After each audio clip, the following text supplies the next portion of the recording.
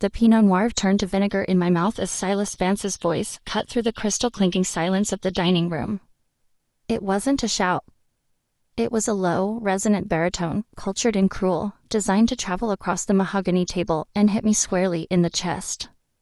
"Let's be realistic, son," Silas said, swirling his glass, not even looking at me. "We don't bring strays into the house. We feed them on the back porch, perhaps, but we certainly don't offer them a seat at the table.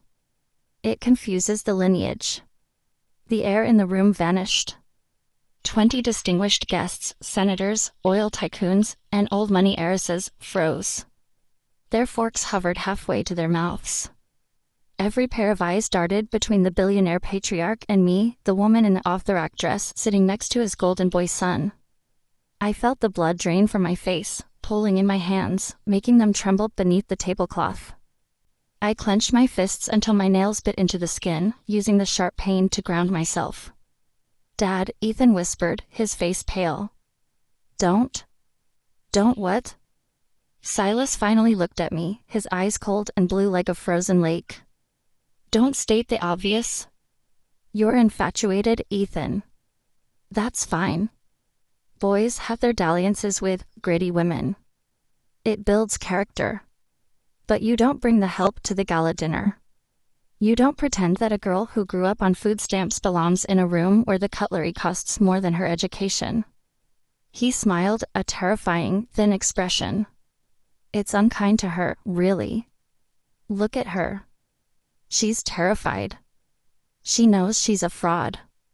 My name is Kira Thorne. I am 34 years old. I am not a stray. I am the founder of one of the most aggressive biotech firms in Silicon Valley. But tonight, in this Newport mansion, I was just the girl from the projects who dared to date the heir to the Vance Energy empire." I carefully unhooked my napkin from my lap. I placed it on the table, smoothing out the linen with deliberate precision. The silence was so heavy it felt like physical pressure against my eardrums. "Thank you for the meal, Mr. Vance," I said, my voice steady, betraying none of the hurricane raging inside my ribcage. "And thank you for the clarity.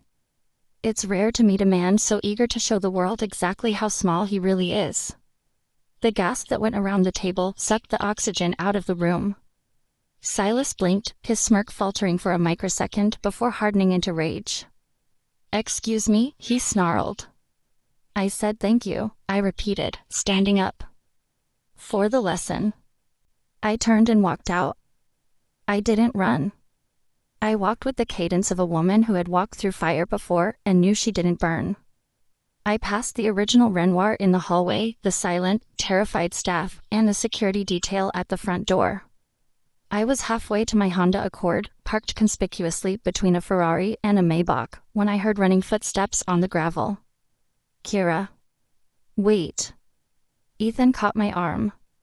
He was breathless, his tuxedo tie askew, tears streaming down his face. "Kira, please.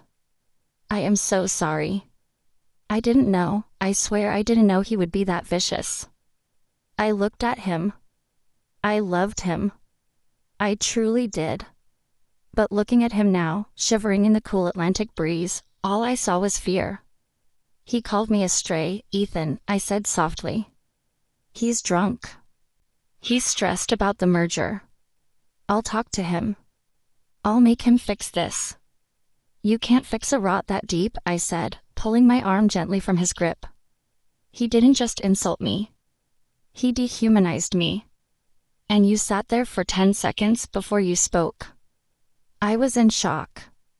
"I was in hell," I corrected. "There's a difference."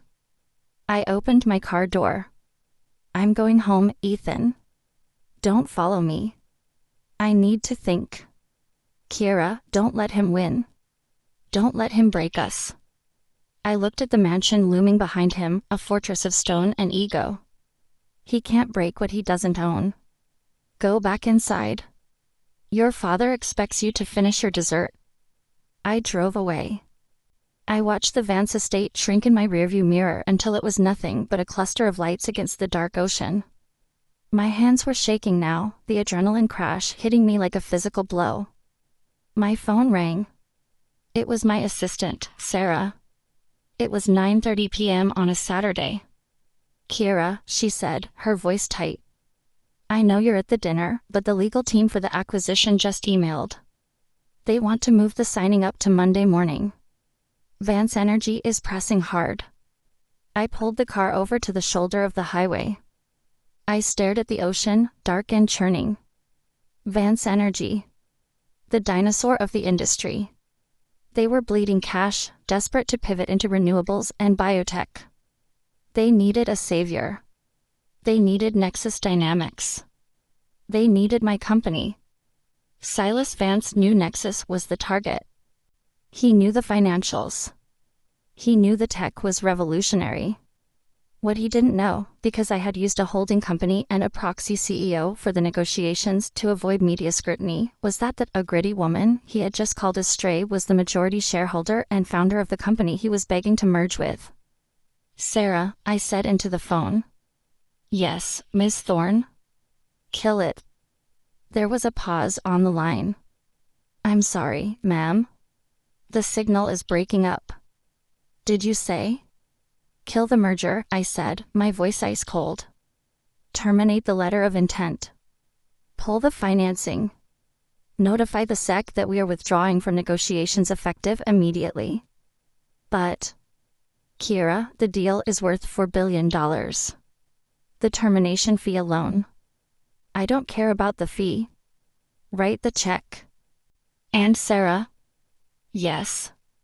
Send the termination notice directly to Silas Vance's personal email. Cite incompatible values and toxic leadership as the reason for withdrawal. He's going to panic, Sarah whispered. This deal was their lifeline. I know, I said. Prepare a press release for Monday morning. And set up a meeting with Solaris, their biggest competitor. If Vance won't sell to me, I'll just buy the company that will drive them into bankruptcy. Understood, Sarah said, her professional mask sliding back into place. Anything else? Yes. Get me a coffee. It's going to be a long night. I didn't sleep. I sat on the balcony of my penthouse, watching the city skyline, drinking cheap coffee, and waiting. The fallout was faster than I expected. At 7 a.m., my phone blew up. Missed calls from Ethan. Missed calls from lawyers. And 6 missed calls from a number I recognized from the diligence paperwork, Silas Vance. At 8:30 a.m., Sarah buzzed my intercom. Miss Thorne, there is a gentleman in the lobby. He says it's urgent. He's shouting at security. Let me guess, I said, smoothing my silk blouse. Expensive suit, red face, looks like he's about to have a coronary? That's the one. He says he needs to speak to the owner of Nexus. Let him up, I said. But put him in the glass conference room. The one where the sun hits your eyes in the morning. Let him wait for 20 minutes. You're terrible, Sarah said, clearly smiling. I'm a stray, I replied. We have bad manners. 30 minutes later, I walked down the hallway to the conference room. I didn't bring a notebook. I didn't bring a lawyer. I just brought myself. Silas Vance was pacing the room like a caged tiger. He looked older than he had last night. His tie was loosened, his eyes bloodshot. When I opened the door, he spun around, his face contorting into confusion. You, he scoffed. What are you doing here? Did you follow me? I'm waiting for the CEO, Kira. Get out.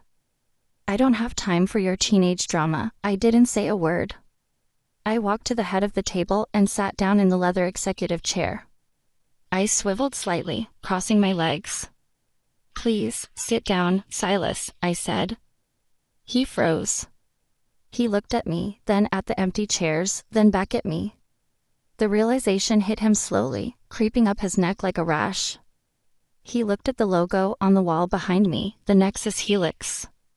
Then he looked at the girl from the projects. No, he whispered. That's impossible. Is it? I asked. You did your background check, didn't you? You saw the foster homes. You saw the community college. You saw the waitressing jobs. I leaned forward, resting my elbows on the mahogany table, a table that cost more than his car. You saw where I started, Silas. You were so busy looking down your nose that you forgot to look at where I went. You missed the patents. You missed the IPO. You missed the fact that the gutter trash you insulted last night owns the oxygen your company needs to breathe. Silas sank into the chair opposite me. He looked small. Deflated. Kira, he stammered, his voice trembling. Miss Thorne. There has been a misunderstanding. Was it a misunderstanding when you called me a stray? I asked calmly. Was it a misunderstanding when you said I pollute the lineage? I was drunk, he pleaded. It was a private dinner. It had nothing to do with business. It had everything to do with business, I snapped. My business is built on looking for potential where others see nothing. Your business is built on exclusion, on prestige, on the idea that names matter more than innovation. I don't partner with dinosaurs, Silas. I bury them. You can't do this, he said, sweat beading on his forehead. Without this merger, Vance Energy shares will tank by noon. We'll be insolvent in 6 months. Think of the employees. Think of Ethan. I am thinking of Ethan, I said. I'm thinking he deserves a father who isn't a bigot. And I'm thinking he deserves a future that isn't tied to a sinking ship. My phone buzzed on the table. I glanced at it. That's Solaris, I said. They're very excited about the acquisition offer. They're calling to finalize the terms. Silas looked like he might vomit. Please? Name your price. We'll renegotiate. I'll give you a board seat. I'll give you. I don't want a seat, Silas, I cut him off. I want the table. I stood up. Here is the new deal. Nexus will acquire Vance Energy. Not a merger. An acquisition. We will buy you out for pennies on the dollar to save the company from bankruptcy. But there is one condition. Anything, he breathed. You resign. Immediately. No golden parachute. No consulting fee. You walk away and you never step foot in the building again. His mouth opened and closed. You can't be serious. I built that company. And last night, you destroyed it, I said. You have 1 hour to decide. After that, I sign with Solaris, and your stock hits 0. I walked to the door. Oh, and Silas? On your way out, use the service elevator. We like to keep the lobby clear for people who actually belong here. I left him sitting there, a king in a glass cage, watching his kingdom burn. I went back to my office. Ethan was there. He was sitting on my sofa, head in his hands. Sarah had let him in. He looked up when I entered, his eyes red. I heard, he said hoarsely. The news is already leaking. The stock is in freefall. I gave him a choice, I said, leaning against my desk. I know, Ethan stood up. He walked over to me, hesitating, then stopped a foot away. He called me. He screamed. He told me to fix you. And I told him, Ethan took a deep breath, that he was right about one thing. I didn't deserve you. But not for the reasons he thought.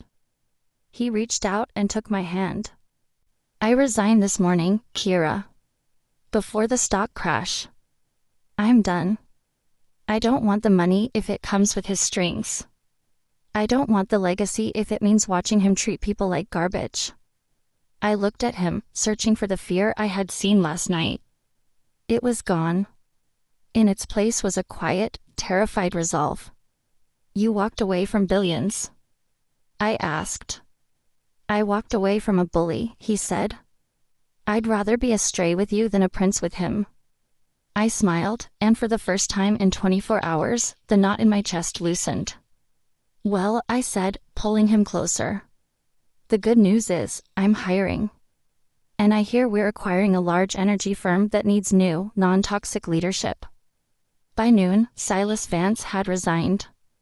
By 2 p.m., the acquisition was announced. By evening, the world knew that the stray had just eaten the wolf.